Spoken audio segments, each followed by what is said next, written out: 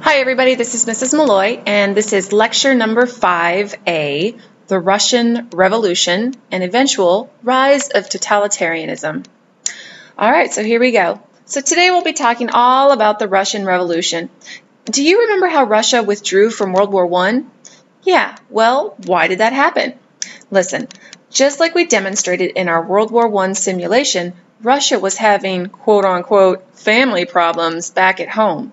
And so they withdrew from the war and they dealt with all of those family problems. And those family problems, well, those are our topics for today, believe it or not. So let's get into it. All right, well, Russia is going to go from having an absolute monarch to having a totalitarian communist leader. Ooh, that sounds complicated, especially that totalitarian word. What's that all about? Well, never fear. All is good. You already know what an absolute monarch is. You know, a king or queen who believed that they had the right to rule absolutely because of divine right. We sometimes called them autocrats. Well, they believed that they were called by God to rule. And we've also learned that these leaders, yes, are autocratic. They're sort of like dictators, which is just a big fancy word for a leader who has complete control over their people. Well, we've looked at other autocrats besides absolute monarchs. We've learned that Napoleon was an autocrat for ruling over his empire completely. Well, even today there are autocrats. And Russia is going to start World War I ruled by an autocratic absolute monarch called a Czar.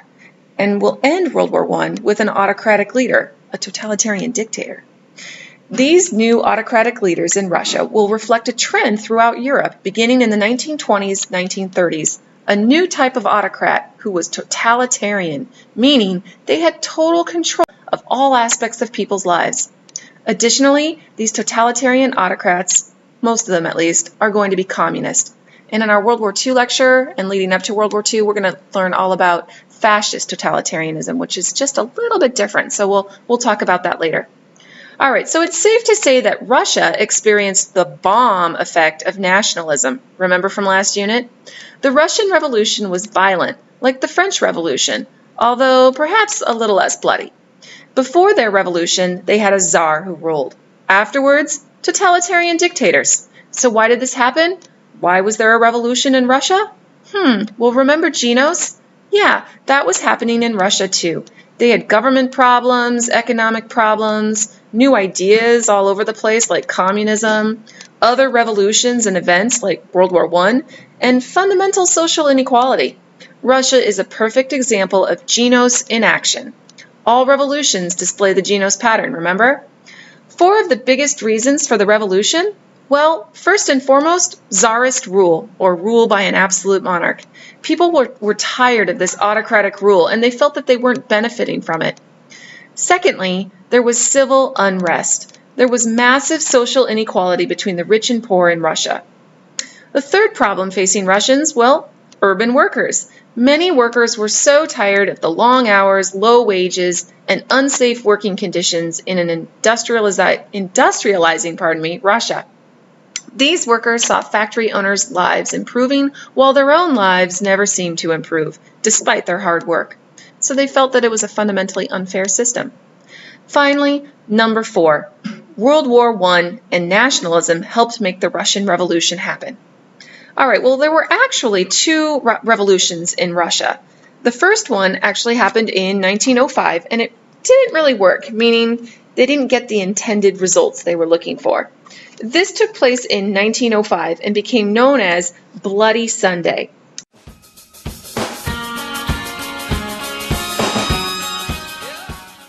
And if you're a U2 fan like Mrs. Malloy, no, this is not their Bloody Sunday song. That's about Northern Ireland, by the way, just saying. Anyway, the revolution of 1905 consisted of peaceful protesters who gathered outside of the Tsar's palace to protest inequality, etc. The Tsar wasn't even home at the time. First mistake. But the Tsar's forces fired upon the protesters, killing many. So of course everyone said the Tsar had killed these innocent people. Peasants immediately rebelled and lost faith or respect for the Tsar because of this incident. Some might argue that this was the catalyst needed for the other revolution, which happened in 1917. Well, the Tsar did promise reforms after the incident, but like so many absolute monarchs before him, he never really followed through. So yes, he promised reform, but didn't deliver or follow through on his promises. And this is simply going to perturb the peasants and workers even more. In 1917, smack dab in the middle of World War I, there was another revolution. This one worked. People in Russia were sick of fighting in World War I. Over 2 million Russian soldiers had died by 1917. Many soldiers had lost morale on the front. They were all pretty much ill-equipped. I mean, some of them didn't even have shoes. Many had no weapons other than knives and pitchforks. So you can imagine how a poor Russian soldier might feel when asked to risk everything and fight for the Tsar. So in March 1917, a temporary or provisional government took over for the Tsar. But this government failed to meet the needs of the people. It was weak. They kept sending guys off to battle. And once again, people wanted change, and they wanted out of World War I. Eventually, we are going to see the communists, who in Russia were called Bolsheviks. Here, let me spell that for you. B-O-L-S-H-E-V-I-K. It's probably on the screen in front of you too, but Bolshevik. They're going to take over and eventually establish a highly socialist regime. Of course, before they took over, there was a whole civil war. Yep, a civil war between those people who still supported the Tsar and the communists who wanted to completely change the government. Does anyone see a similarity to the French Revolution here? Yeah, well, all revolutions display the same patterns. Wow. All right, so Bolshevik means communist, and you could also say Marxist socialist, same thing. So remember Karl Marx? He came up with this. He also had a cool beard, but hey. Anyway, the Bolsheviks used Karl Marx's theories and put them into action. Their leader during the revolution of 1917 and beyond, a guy named Vladimir Lenin. Lenin, you say? Like, imagine all the people? The Beatles guy? No. Lenin is spelled L-E-N-I-N. Lenin, not John Lennon from the Beatles. That's L-E-N-N-O-N, okay? And the Beatles guy hated totalitarian dictatorships, but I digress. So why did the people like Vladimir Lenin? Well, evidently, he was pretty inspirational. And inspirational leaders have a way with words and can sway people to do their bidding. Yes, like Napoleon. Wow, is anyone else seeing the connections and similarities with the French Revolution? Okay, so inspirational leaders often make some hefty promises to their people, and Lenin was no exception. Repeat after me: peace, bread, and land. Repeat: peace, bread, and land. Yeah, you see, a little later I'm going to be giving you some fill-in-the-blank notes in your packets, and I'm going to give you pictures for this. Peace, bread, and land. So he promised his people peace. All right, so the first thing that he promised was peace, and what does that really mean? Well, Lenin is going to negotiate, with the help of a dude named Trotsky, something called the Treaty of Brest-Litovsk with Germany. And this is going to withdraw Russia from World War I. And people in Russia were super psyched about this because they wanted out of World War I. And wow, a leader, they made a promise, and then they kept their promise. People were super psyched about this. Wow. Secondly, he's going to promise people bread, or more specifically, food. The poorest people were finally provided for by the government.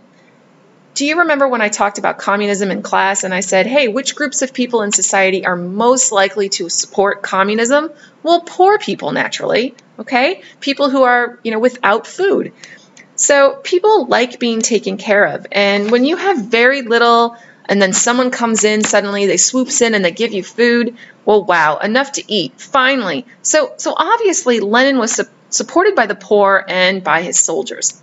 So you need the support of the masses if you want to take over. Think Mao in China. You learned about him last year as 9th graders, right? Remember?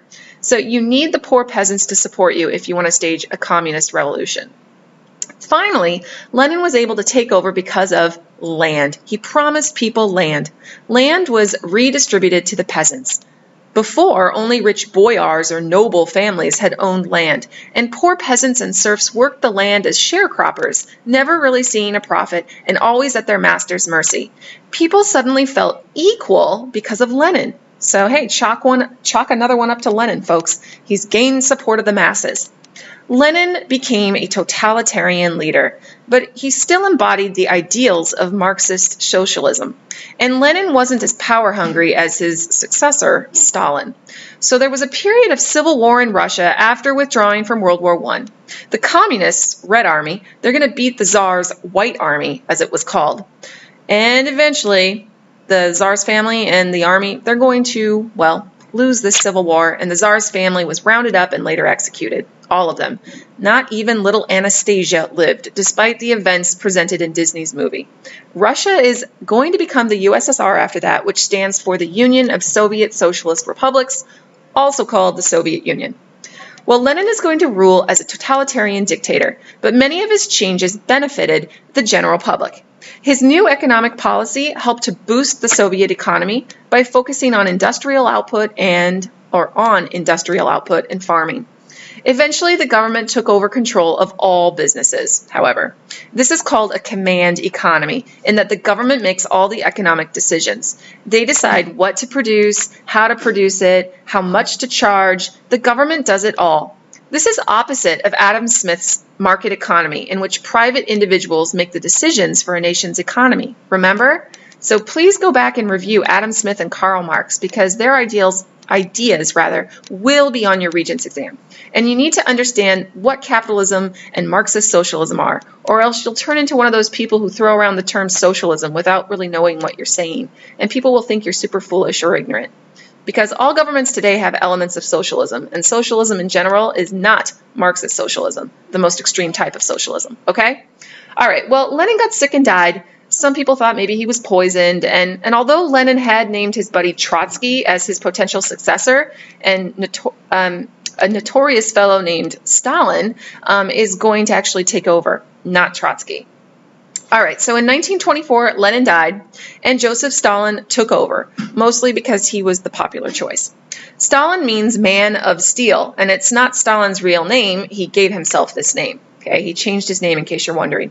Joseph Stalin is going to establish a totalitarian state, and this was far more totalitarian than the state that Lenin had. A totalitarian state is a one-party dictatorship that regulates all aspects of the lives of its citizens. It should remind you of absolute monarchy. Yes, autocrats take many forms. All right, we'll continue in our next lecture. Thanks. Bye.